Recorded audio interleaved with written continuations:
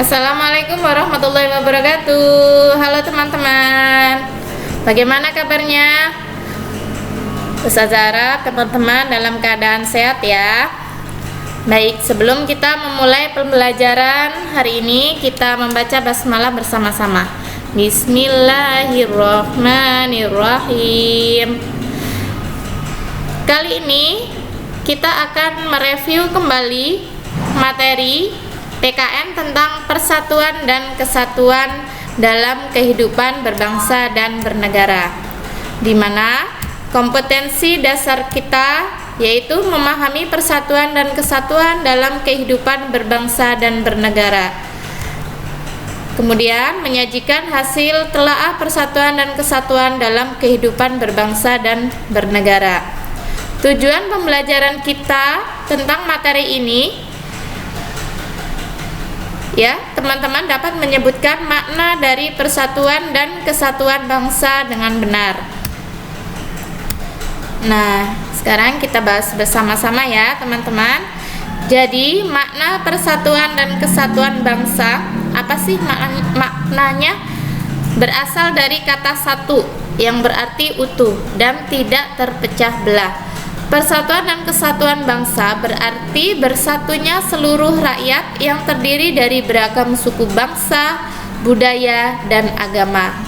Landasan persatuan dan kesatuan Indonesia adalah semboyan Bhinneka Tunggal Ika. Nah, semboyan ini biasanya dituliskan di bagian pita yang dicengkram oleh patung Garuda ya, teman-teman. Di samping sini teman-teman bisa lihat gambarnya, ada tulisan semboyan Bhinneka Tunggal Ika. Nah, tahapan perkembangan persatuan dan kesatuan bangsa yang pertama adalah perasaan senasib. Perasaan senasib untuk bebas dari bangsa asing, menumbuhkan rasa persatuan di antara mereka untuk saling bersatu dan berjuang melawan penjajah.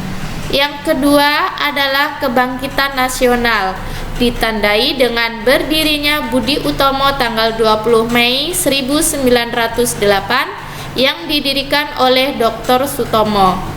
Organisasi ini merupakan pelopor pergerakan rakyat yang bertujuan untuk mencapai kemerdekaan Indonesia. Tahap perkembangan persatuan dan kesatuan bangsa yang ketiga yakni Sumpah Pemuda. Sumpah Pemuda diawali pada Kongres Pemuda 1 pada tahun 1926 yang bertepatan di Batavia, Jakarta. Dilanjutkan Kongres Pemuda kedua yang dilaksanakan pada tanggal 28 Oktober 1928. Berikutnya tahapan perkembangan persatuan yang keempat adalah Proklamasi Kemerdekaan Indonesia, terjadi pada tanggal 17 Agustus 1945 pada pukul 10 ya, yang bertepatan di kediaman Insinyur Soekarno dan didampingi oleh Dr. Andes Muhammad Hatta.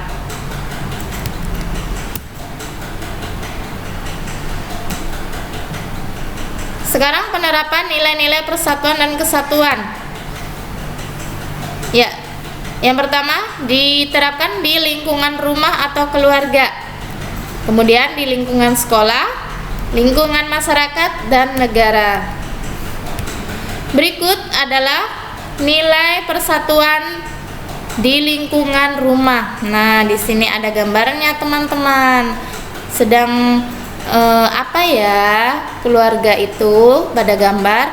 Nah, ada ibu yang sedang memegang sapu, kemudian ada ayah yang sedang mengelap meja. Adik dan kakak membersihkan, mengelap debu di televisi, itu memakai kemucing. Kemudian gambar yang kedua, seperti kakak beradik yang sedang belajar bersama. Nah, ini adalah gambar ketiga. Ya, anggota keluarga yang sedang bergotong royong dengan warga sekitar untuk membersihkan lingkungan rumah. Nah, dari manfaat ini kita peroleh yang pertama dapat meringankan kesulitan keluarga. Jadi, kita bekerja sama untuk mengerjakan pekerjaan rumah. Yang kedua, manfaatnya suasana rumah menjadi nyaman, indah, asri, dan menyenangkan. Yang ketiga, anggota keluarga menjadi semakin dekat, ya, menjadi semakin harmonis. Selanjutnya adalah nilai persatuan di lingkungan sekolah. Contohnya apa? Nah, biasanya kita ada yang namanya kegiatan bersih-bersih ketika istirahat. Ya, selesai istirahat snack time, biasanya kita di dalam kelas melakukan kegiatan bersih-bersih. Ini salah satu contoh nilai persatuan di lingkungan sekolah dan harus kita kerjakan bersama-sama supaya apa? Nih ya, manfaatnya banyak sekali yang kita peroleh dari contoh kegiatan tersebut. Membantu teman yang kesulitan memahami materi pelajaran, kemudian melakukan piket bersama, bermain bersama di jam istirahat tanpa membedakan teman. Jadi berteman dengan siapapun tanpa membedakan. Kemudian mengumpulkan sumbangan untuk teman yang terkena musibah. Jika ada temannya yang sakit atau rumahnya banjir, jadi teman-teman yang lain berbondong-bondong mengumpulkan sumbangan untuk temannya yang terkena musibah tersebut. Manfaatnya untuk apa? Bisa saling membantu jika ada pelajaran yang tidak dimengerti. Kemudian suasana belajar di kelas menjadi nyaman, persahabatan semakin erat, dan membangun kekompakan saat berolahraga. Jadi saling bekerja sama ya teman-teman. Selanjutnya adalah nilai persatuan di lingkungan masyarakat. Ini contohnya adalah Ayo Siaga Bencana. Ini ada warga yang sedang memberikan sumbangan kepada korban bencana gunung meletus. Itu gambarnya musibah gunung meletus, bencana gunung meletus ya teman-teman. Kemudian gambar yang kedua, ini ada gambar ada masjid, ada gereja, ada wihara. Ini adalah meskipun kita berbeda-beda agama, kita tetap saling menghargai ya teman-teman. Gambar yang ketiga, ada dua orang anak yang sedang memberikan sesuatu kepada seorang ibu. Ya, sepertinya saling berbagi itu ya. Dua anaknya sedang berbagi dengan seorang ibu. Manfaatnya apa yang kita peroleh? Menjaga persatuan di lingkungan masyarakat. Yang pertama, kehidupan masyarakat menjadi tentram, nyaman, aman, dan damai. Kemudian masalah akan lebih cepat teratasi dan lebih banyak pendapat yang disampaikan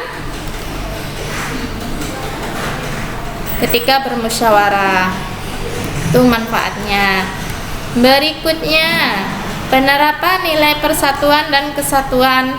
Diperlukan sikap kerjasama, yaitu suatu usaha untuk mencapai tujuan yang dilakukan bersama-sama, rela berkorban, ikhlas, dan mendahulukan kepentingan orang lain daripada kepentingan sendiri. Kemudian pantang menyerah, tidak mudah putus asa, dan selalu bersifat optimis, pasti bisa.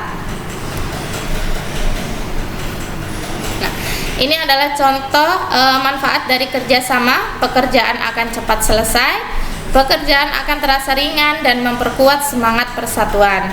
Jika kita tidak bekerja sama, kita kerjakan sendiri, maka pekerjaannya akan terasa berat. Untuk itu harus dibutuhkan kerjasama. Selanjutnya adalah rela berkorban. Contohnya adalah menyisihkan uang saku untuk membantu korban bencana. Itu rela berkorban, salah satu contohnya. Kemudian membersihkan ruang kelas setelah jam pulang sekolah. Jadi diusahakan ketika jam pulang sekolah nih, kita bantu teman kita yang sedang ada jadwal piket supaya pekerjaannya akan cepat selesai.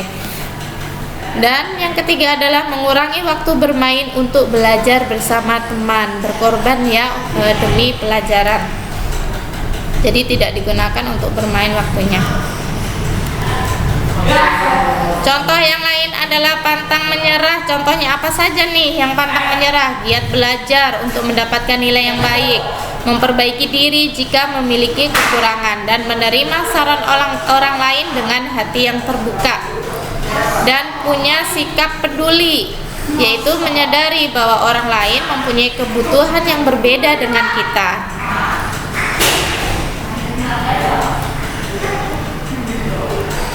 Nah, contoh dan sikap serta manfaat yang lainnya adalah mendahulukan kepentingan bersama, toleransi ini sikap saling menghormati ya teman-teman, menghormati dan menghargai antar individu meskipun terdapat perbedaan, berbeda-beda agama, suku dan bangsa.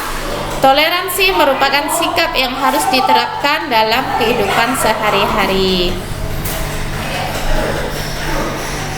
Manfaat hidup rukun, ya, menciptakan kedamaian, hidup dengan aman, nyaman dan tentram, serta menghindari perselisihan dan saling membantu, kemudian mempererat persatuan dan kesatuan. Itu adalah manfaat dari hidup rukun. Jadi damai, nyaman, tidak ada perselisihan, kemudian saling membantu, saling menolong. Indah sekali ya kalau itu bisa terwujud. Nah, pentingnya persatuan dan kesatuan demi kesejahteraan rakyat.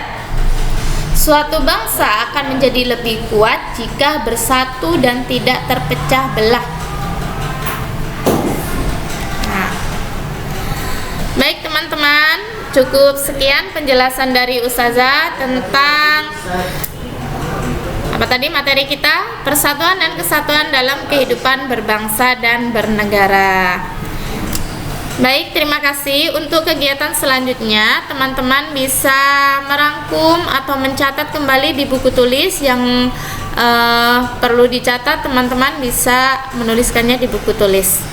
Baik, sekian dari Ustazah. Wassalamualaikum warahmatullahi wabarakatuh. Sampai jumpa teman-teman.